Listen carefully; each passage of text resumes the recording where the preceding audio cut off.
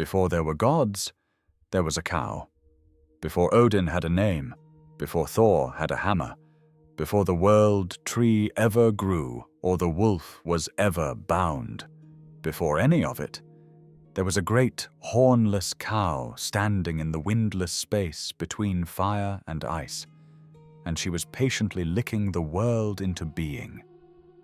This is not a metaphor. This is what the Norse believed. The most violent mythology in the West, the one that ends in fire, in the death of gods, in a wolf swallowing the sun, begins with a cow named Audhumla, 4 rivers of milk flowing slowly from her udder, 3 days of careful licking, and a man being uncovered in the salty stone an inch at a time. Hair first, then a head, then a body. That man's name was Buri, and he was the grandfather of Odin. The reason there are any Norse gods at all is that a cow once licked him free of a block of ice. And almost no one tells this part of the story. In the popular versions of the Norse creation myth, in the films and the games and the children's books, you'll hear about Ymir, the first giant. You'll hear about his murder at the hands of the first gods, and the world being made from the pieces of his body. You'll hear about flood, dismemberment, the birth of the sky from a skull. You will rarely, if ever, hear about the cow. Tonight, we are going to tell you about the cow. We're going to tell you what her name actually means, because the original Old Norse word holds 2 meanings at once, and the ambiguity may be deliberate. We're going to tell you what scholars have noticed about her that no other figure in Norse mythology can match. A quiet structural detail, buried in a 13th century text, that changes how the entire Norse universe is supposed to be read. And we're going to tell you why. When an Icelandic Christian named Snorri Sturluson sat down to write the most complete account of pagan myth ever attempted, he kept the cow in. He could have left her out. He didn't. By the end of this story, you will understand why. Settle in. The fire you're imagining can be low. The blanket can be heavy. Wherever you are right now, in whatever city, on whatever continent, in whatever weather, let the room around you grow a little quieter. The story we're going to tell tonight is older than most of the stories you've ever heard, and it does not require anything from you except your slow, patient attention. This is the part of Norse mythology that doesn't get the films. It doesn't get the merchandise or the soundtrack or the climactic battle scene. It is the very first chapter. It is what was happening before anything else was happening. And like a lot of first chapters, it has been quietly mislaid by people who were in too much of a hurry to get to the action. The action will come. There is plenty of it later in the cycle. There are wolves the size of mountains, and ships made of dead men's fingernails, and a god who hangs himself from a tree for 9 nights to learn the names of secrets. All of that is waiting in the further chapters of this same mythology, and we will tell you those stories on other nights. But tonight is for the beginning. Tonight is for the part of the story that takes place in absolute silence, in absolute cold, in a place where nothing else has ever happened, where one creature emerges from the meeting of 2 opposite eternities and quietly begins to do the only thing she knows how to do. She licks. That's it. That's all she does. And out of that licking, slow, patient, almost domestic, comes everything you will ever read about, everything you will ever encounter, every god and giant and dwarf and mortal in the entire Norse imagination. Stay with us. We're starting before anything started, where the air was mild and the void was waiting, where the only sound was the slow, soft texture of a cow's tongue on stone, and the slow, warm flow of milk on ice. The Norse creation account that has come down to us is preserved primarily in a single source. That source is the Prose Edda, written around the year 1230 by an Icelandic poet, politician, lawyer, and scholar named Snorri Sturluson. Snorri was a 13th century Christian living in a country that had officially converted from paganism more than 2 centuries earlier. He wrote his Edda partly as a poetry handbook, a guide for young Icelanders who needed to understand the old myths in order to read the older poetry, and partly, it seems, out of love, the old stories were slipping away. Snorri sat down and wrote them down before they could vanish. The chapter that concerns us tonight is called Gylfaginning, which translates roughly as The Beguiling of Gylfi. It takes the form of a long conversation between a Swedish king named Gylfi, who has come in disguise to the Hall of the Gods to learn their secrets, and 3 mysterious figures who answer his questions one by one. The figures are called High, Just as High, and Third. They are almost certainly Odin in 3 different masks. The whole conversation is a kind of test, and a kind of gift. The reader, listening over Gylfi's shoulder, is given the entire shape of the Norse cosmos in question and answer. When Gylfi asks about the beginning, here is what he is told. There was a void. Not a darkness, exactly. The Old Norse word for it is Ginnungagap, and there is a long argument among scholars about exactly what that word implies. The most common translation is the yawning gap, but the prefix gin can also mean magical, sacred, holy. So the void was perhaps not empty in the modern sense. It was a charged emptiness, a waiting, a held breath. To the north of this charged emptiness was a place called Niflheim. The name means roughly the realm of mist. It was a freezing place, dark, fog-bound, almost lightless. At its heart was a well called Hvergelmir, the bubbling cauldron, and from that well flowed 11 rivers. The Norse named things the way you might name children, carefully, because in their understanding, a thing without a name was a thing that didn't quite exist yet. The old text names them, one after another: Svol, Gunthra, Fjorm, Fimbultul, Slid, Hrid, Silg, Ilg, Vid, Leipt, and Gjol. The rivers were collectively called the Élivágar, the ice waves. Their waters carried a venom, a cold poison, that congealed into rime and frost as it ran outward from its source. The further it traveled from Hvergelmir, the harder it grew. By the time it reached the borders of the void, it was glacier and ice cliff and fanged white silence. Notice what the Norse are doing here. Before there is a world, they have already named every river in the void. Naming, in this mythology, is not a record of what exists. It is how things come to exist. The world does not arrive and then get named. The names arrive, and the world follows them. To the south was the opposite. Muspelheim, a realm of fire and flame and unbearable heat, guarded by a being named Surt, who held a flaming sword and waited there at the edge of everything. Anyone not born of fire could not survive in Muspelheim for an instant. It was the elemental opposite of Niflheim in every possible respect. And between them was Ginnungagap. Here is the detail that matters. Ginnungagap, the void, was not extreme in either direction. The far north of it was filled with the rime and ice of Niflheim. The far south was filled with the sparks and heat of Muspelheim.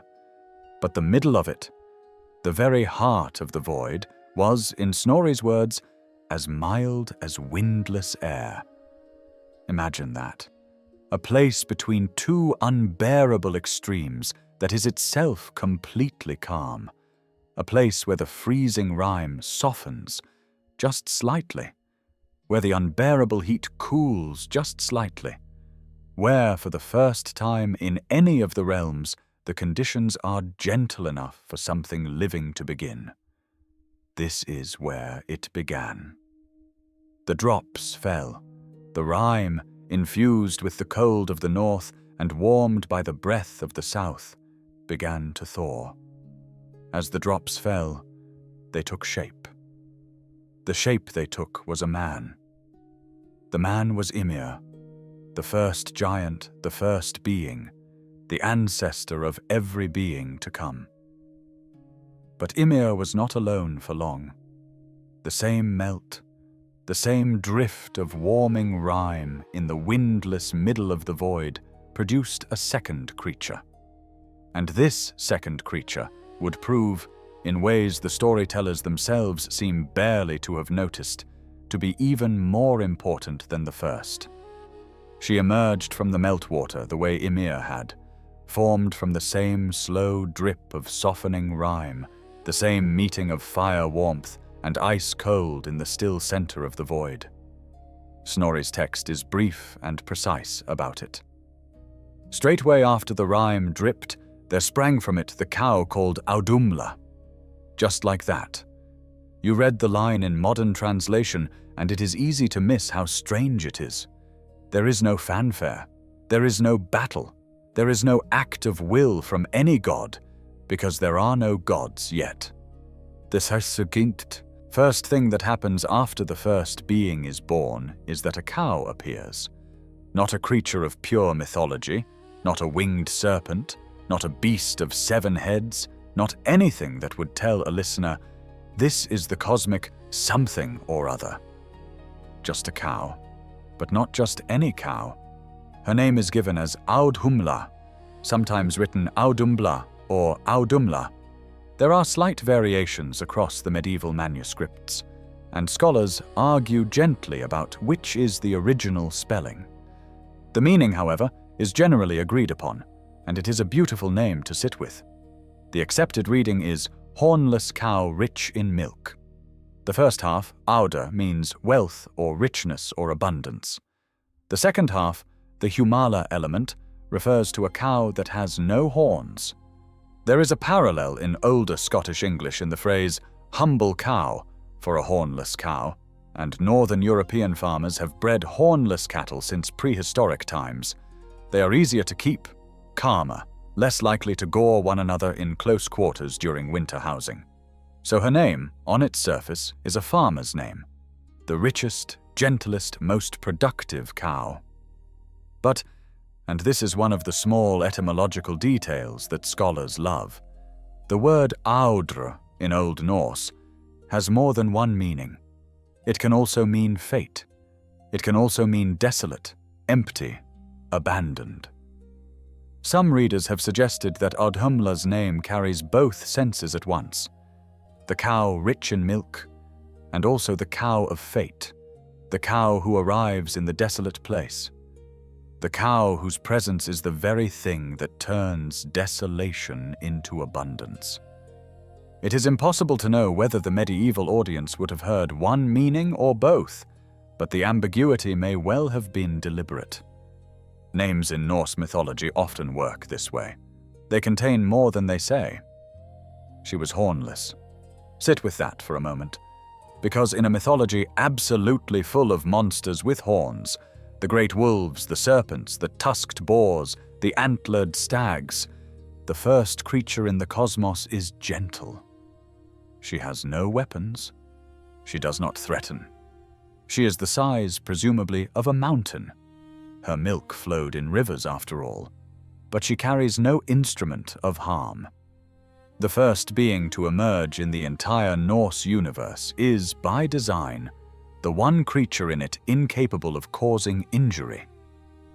And from her udder, says the old text, came 4 streams of milk, 4 rivers. Imagine that. The first nourishment in the universe before there were rivers of water on the earth, before there was earth on which rivers could run, were 4 streams of milk flowing through the windless air of the yawning void, and at the end of those 4 streams was Ymir, the first being, lying in the soft slush of the new world and drinking. The mythology does not tell us whether he was an infant or already adult. It does not tell us whether he understood, in any sense, what he was being given. It only tells us that he drank. the 4 rivers fed him. The cow stood in the void and produced what he needed, exactly as much as he needed, day after day, while the rest of the cosmos slowly began to assemble itself out of the drift of melting rime. That alone is one of the stranger origin stories ever told. But what comes next is stranger. Audhumla, says Snorri, fed Ymir from her 4 rivers of milk. But what fed Audhumla? This is the question that every careful listener arrives at, and that Snorri, to his credit, does not skip. He has Gylfi ask it directly. Wherewithal was the cow nourished? And the answer, when it comes, is the part of the myth that almost nobody outside of Norse scholarship knows. She licked the ice. Specifically, she licked the salty rime stones, the great frost blocks that filled the northern reaches of the void, the ice that had crystallized out of the venom rivers of Niflheim. These stones, Snorri tells us, were salty. And the cow, in the ordinary biological way of cows everywhere who seek out salt licks for the trace minerals their bodies need, found them and began to lick. Here is what happened. On the first day of her licking, in the evening, the hair of a man appeared in the stone. Not the whole man, just hair, a few strands surfacing in the salty rime, the way a face begins to surface in melting frost on a winter window. The cow kept licking. On the second day, by evening, a man's head was visible. His hair, then his brow, then the shape of his face, slowly emerging out of the salt stone as the cow's tongue worked patiently against it. The cow kept licking. On the third day, the entire man was free of the stone. He stepped out, fair of feature, great and mighty, fully formed and alive. His name was Buri. Take that in for a moment, because it is one of the quietest miracles in any creation myth that has ever been written down. There is no thunder. There is no chant. There is no high god speaking the word and the man appearing in fire. There is a cow calmly seeking salt, and a man slowly being licked free of an ice block over the course of 72 patient hours. He did not arrive. He emerged. And the only sound in the entire scene, you have to assume, was the slow, soft texture of a tongue on stone and the gentle flow of milk through the windless void. The text does not record what Buri said upon emerging. Perhaps he said nothing. Perhaps the only correct response to having been licked into existence is silence. You should know who this man is, because you have heard of his grandson. Buri's name, in Old Norse, simply means producer or father. He is the originator, the first of his kind. The reference texts give us almost nothing about his life. Snorri tells us he was beautiful, large and powerful, and then immediately moves on.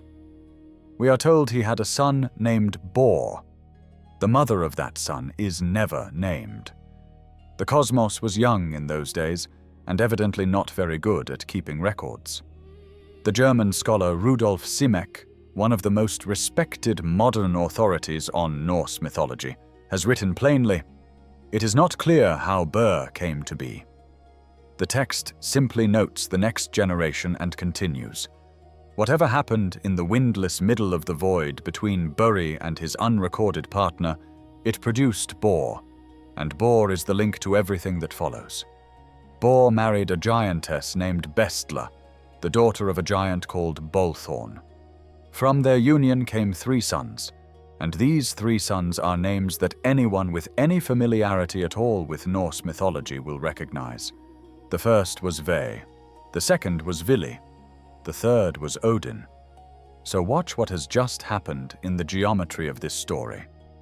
The cow, Audhumla, by licking the ice, brings forth Buri. Buri produces Bor. Bor marries Bestla, who is the daughter of a frost giant, who in turn descends from Ymir, the same Ymir whom the cow has been feeding all along with her 4 rivers of milk. The lineage of the first gods, the lineage of the All-Father himself, runs through both sides. It runs through Buri, who came from the cow's licking.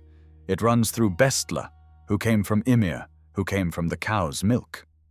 Audhumla is at the start of both bloodlines. The gods and the giants, the two warring families of Norse cosmology, the families whose conflict will eventually destroy the world, both come from the same patient cow. Remember that. We will return to it. Here is what most retellings of this myth leave out. When you read the popular summaries of Norse creation, the ones in encyclopedias and on websites and in the introductions to fantasy novels, the cow tends to disappear after she emerges. She is a one-line detail. Then a cow appeared and fed Ymir and incidentally licked Buri out of an ice block. Often she gets less than that. Sometimes she gets a footnote, or no mention at all, and the writer skips directly to the slaying of Ymir and the building of the world from his corpse. But in the actual structure of the myth, what Audhumla does is the most theologically remarkable act in the entire Norse creation cycle. The Norse universe is a universe in conflict. Its central tension, the engine of every major myth, is the war between the gods, the Aesir, the family of Odin and Thor and Tyr, and the giants, the Jotnar, the descendants of Ymir who dwell in the cold lands at the edges of the world. This conflict is not metaphorical. It is structural. The gods built their stronghold of Asgard precisely to keep the giants out. Thor's hammer is a weapon designed for one purpose, which is killing giants. Most of Loki's worst betrayals involve helping giants get inside places they should not be. The eventual end of the world, Ragnarok, is the moment when the giants finally break through and the cosmos burns. Now consider this. The two warring families, the Aesir and the Jotnar, the gods and the giants, both descend from the same source. Ymir is the ancestor of all giants. Buri is the ancestor of all gods. And Audhumla is the cow who fed Ymir and the cow who freed Buri. She is the common mother. Remember the line I asked you to hold a few minutes ago. This is what it was pointing toward. The American scholar John Lindo, in his standard reference work on Norse mythology, makes this observation as plainly as it can be made. He writes that cows appear in many creation narratives around the world, but that what is most striking about Audhumla is that she unites the two warring groups in the mythology by nourishing Ymir, ancestor of all the giants, and bringing into the light Buri, progenitor of the Aesir. She unites them, with her milk and with her tongue, with one act of feeding and one act of licking. This detail, buried in a 13th century text by a Christian Icelander whose primary readers were teenage poets in Reykholt, is one of the most quietly profound things in any Western mythology. The Norse cosmos, before it was a cosmos at all, before any god had been named, was a cow nursing both sides of a war that hadn't happened yet. Both halves of every later catastrophe could be traced back to a single creature in the windless void who had no idea, presumably, that her milk and her tongue were going to lead eventually to the burning of the world. There is no other figure in Norse mythology who occupies this position. The Norns, the three women at the roots of the world tree who weave fate, are sometimes proposed as cosmic neutrals, but they belong to none of the warring sides. They sit outside it. Audhumla is inside it. She is the source of both. This is the moment, in the careful telling, when the listener realizes the myth is not a children's story. It is theological. The Norse, in their account of how everything began, were not telling you that gods are good and giants are evil, and the war between them is a war of light against dark. They were telling you something stranger. They were telling you that the war begins later, At the source, before the war, there was one creature, gentle, hornless, patient, productive, who was the mother of both sides. The mythology forgets to mourn her. It moves on, into the slaying of Ymir and the building of the world, and the cow vanishes from the record almost as quickly as she arrived. But anyone who has ever sat with this story for any length of time has felt the weight of it. She is what was lost when the war began.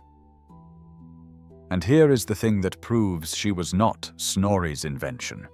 The detail that tells you this memory is older than any of the texts that preserved it. To understand why a cow is at the beginning of the Norse universe, it helps to step back and notice that the Norse are not alone in this. This is the section that goes a little deeper than a casual retelling, and I'll keep it as gentle as I can. But it is worth knowing, because once you see it, you will see why scholars treat Audhumla as something far older than a 13th century Christian's invention. In the early 20th century, comparative mythologists began to notice that ancient peoples speaking related languages, what we now call the Indo-European language family, also tended to share certain mythological structures. The Greeks and the Romans and the Hindus and the Persians and the ancient Germans, despite living thousands of miles apart and thousands of years apart in their recorded forms, kept telling versions of the same stories. A sky father god, a thunder wielder, a first man. And, quietly, persistently, in tradition after tradition, a cow at the source of the world. In Hindu tradition, the figure is Kamadhenu, the wish-granting cow, sometimes called the mother of all cows, who fulfills every desire and contains all the gods within her body.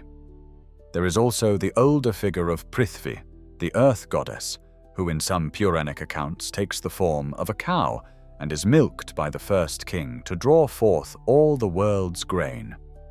Cattle are sacred in Hindu tradition to this day, and the reason runs deeper into very old religious thought than most modern observers realize. The cow is not sacred merely because she is useful. She is sacred because, in the oldest layer of the religion, she was at the beginning of everything. In ancient Egyptian tradition, the figure splits into several names but plays the same role. Mehet Veret, whose name means great flood, is the celestial cow who gives birth to the sun god each morning, the cow whose body becomes the Kurs sky, whose milk becomes the Milky Way streaming overhead. Hathor, in some periods almost identical with Mehet Veret, is the cow-headed mother of all things, the goddess who carries the sun disk between her horns and sails it across the sky each day. Walk into any room of an Egyptian museum and look at the goddesses depicted with cow's ears and cow's horns. The mother of everything was, again, a cow. In Zoroastrian tradition, the religion of ancient Persia, which still has practitioners today, the primordial bovine is called Gavevadatta. Like Audhumla, Gavevadatta exists at the beginning of creation, alongside the first man. Like Audhumla, the cow is the source of life. The Zoroastrian version is darker than the Norse one. Gavevadatta is killed by the dark spirit Ahriman, and from her body comes all the animal life of the world. But the structural position is the same. The cow stands at the start of everything. In Greek tradition, the figure is more obscured but still visible. Hera, the queen of the gods, carries the epithet Boopis, cow-eyed.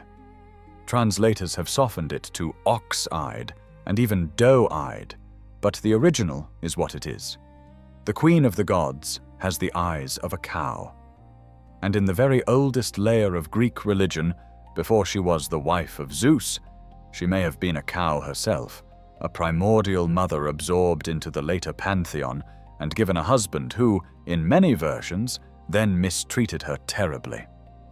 Mythology has always had a gift for irony, and in the Germanic tradition, before the Norse texts there was Tacitus. In the late 1st century of the Common Era, The Roman historian Tacitus wrote a book called Germania, in which he described the customs of the Germanic peoples beyond the Roman frontier. He records, among many other things, that the Germans bred a particular kind of hornless cattle. He also describes a goddess called Nerthus, Mother Earth, he calls her, whose sacred image was carried through the countryside in a wagon drawn by cows. During her processions, all weapons were locked away, all wars were paused, and the people celebrated. The cow rode through. The war stopped. The connection between Nerthus's wagon and Audhumla's name, the hornless cow, is not lost on modern scholars. The German philologist Rudolf Simek, in his standard dictionary of Norse mythology, draws the line between them directly. The pieces, he argues, are part of the same ancient pattern. What this means, when you put all of it together, is that Audhumla is not a quirky one-off invention by a medieval Icelander. She is the Norse version of a memory so old that it predates the separation of these peoples into their separate language families. Somewhere in the deep past, before there were Greeks or Persians or Hindus or Norse, there was an ancestral people who knew that their world began with a cow. And every descendant tradition kept some version of that memory, in some form, even when the specific details were lost. The Norse kept her almost intact. They kept her hornless. They kept her milk. They kept her at the start of everything. This is the part of the story that almost no popular retelling reaches, because it requires sitting with the longer history. Now we come to one of the strangest features of this myth.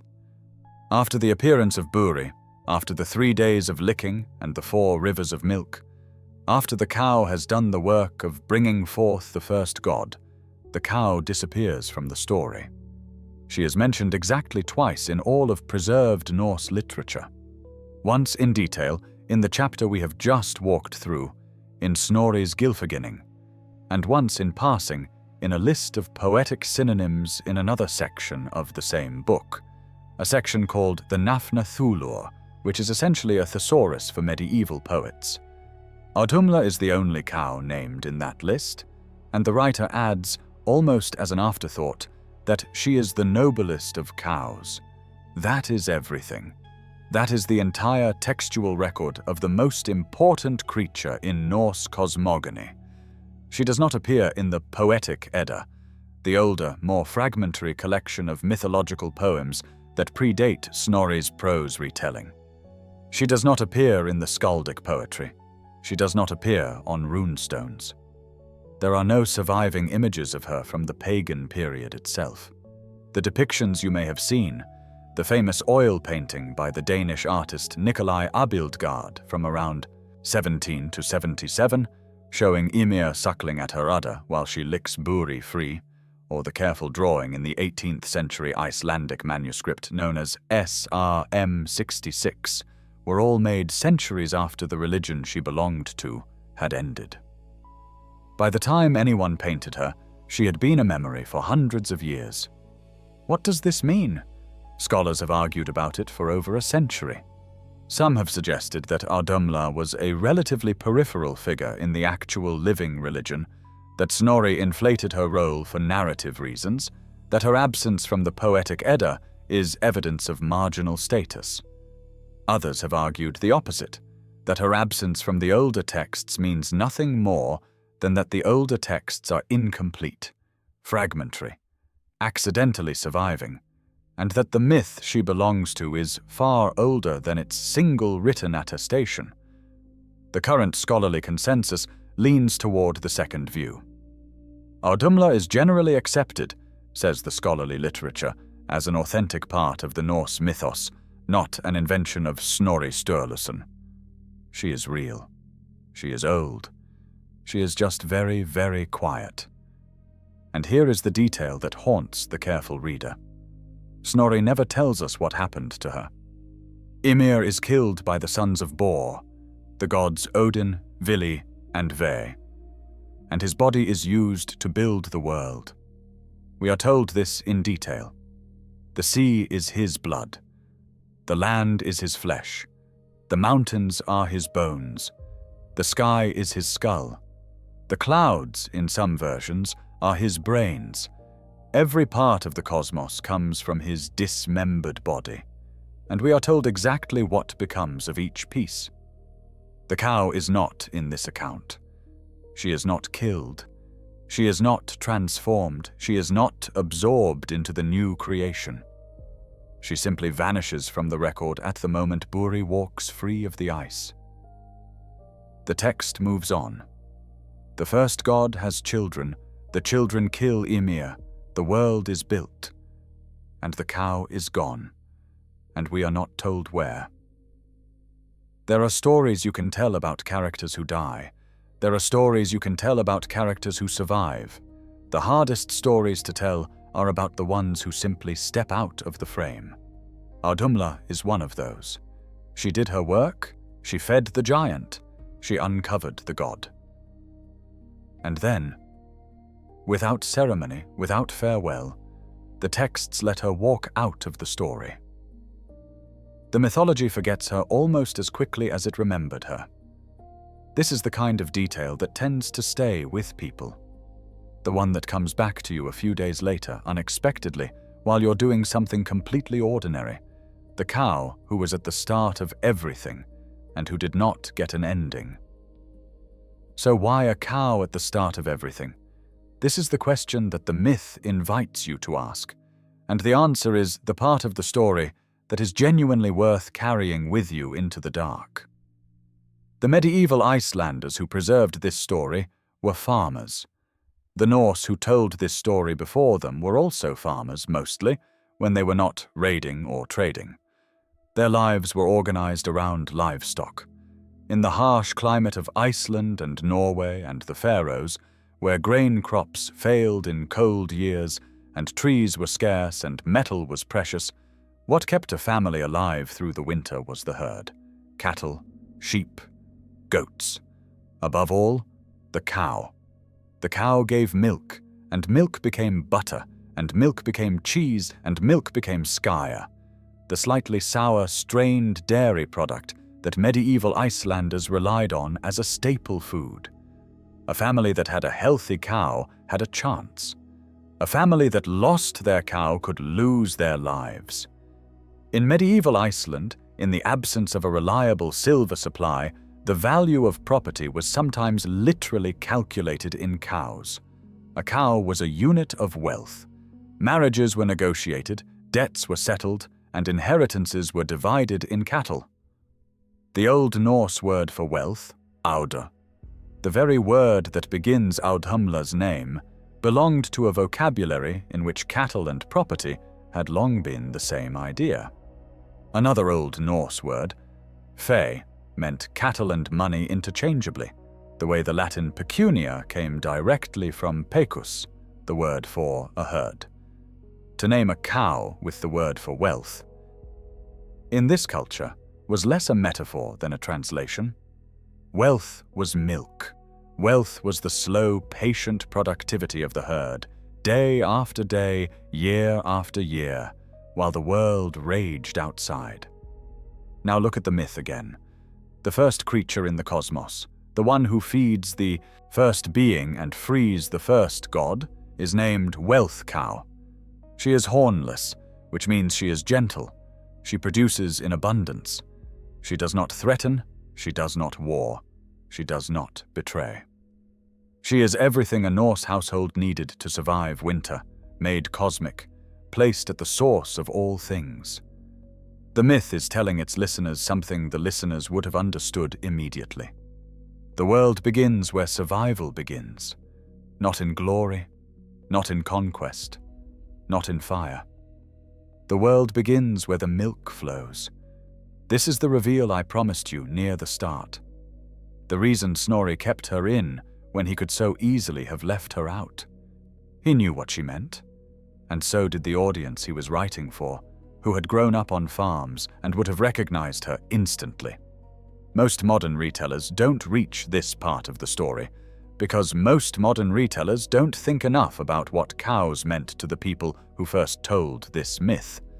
The cow is at the start of everything, because the cow was the start of everything in the daily lives of the people who told the story. They put their own foundation at the foundation of the universe. Think about whatever that is for you. Whatever the quiet, ordinary thing is that actually holds your life together. The morning cup, the evening walk, the person who shows up without being asked. The Norse built their cosmos on the equivalent of that. They placed the most ordinary, most reliable, most quietly miraculous thing in their world at the place where the world itself was trying to begin. And then they noticed something. They noticed that this gentle, hornless, milk-rich creature, by the simple act of seeking salt, had patiently uncovered a god in the ice. The god she uncovered was the grandfather of Odin. The god she uncovered, in his turn, gave rise to the lineage that would one day kill Ymir, the same Ymir she had been feeding all along, and build the world from his body. The cow's gentle, ordinary work led, eventually, to the most violent act in the entire mythology. She did not see it coming. She had no part in it. She was simply doing what cows do. This is the deepest thing the myth has to say. The world that ends in fire begins in milk. The peace at the source is what the war forgets. It's late. The story is finished now, or rather, it has reached the place where stories like this one don't end so much as settle. Into memory. Into the quiet. Into the soft space behind your closed eyes, where the oldest images still move. Before there were gods, there was a cow. You came in tonight knowing about Odin, perhaps. About Thor. About the wolf and the ship and the ending. You came in not knowing about her, probably, or knowing only the smallest mention. And now you do. Now you know that the family of the All-Father, the gods who built the world from a giant's bones, the gods who feared their own ending and yet marched out to meet it, that whole vast cosmology rests in its very first chapter, on a hornless cow patiently licking salt out of stone in the windless place between fire and ice. She unites the warring sides. She fed both armies before either of them existed. She is the noblest of cows, says the old text, and the old text is right. Tomorrow you will probably forget most of this. That is fine. The best of it will still be there. The cow will still be in the ice. The 4 rivers of milk will still be running in the windless middle of the void. The man will still be emerging. Hair, head, body, on 3 patient days, into a world that has not yet been built. Rest now. If this story found you at the right moment, if it gave you something to carry or something to let go of, consider subscribing to Sleepable Mythology. There are more of these waiting. More gods, more monsters, more truths older than any of us.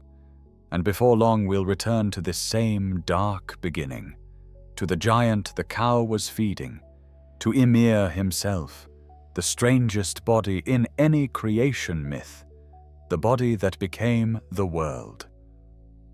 We'll tell that story on another night. For now, though, this is enough. Hair on the first day, a head on the second, a whole man on the third. Let yourself drift. Good night.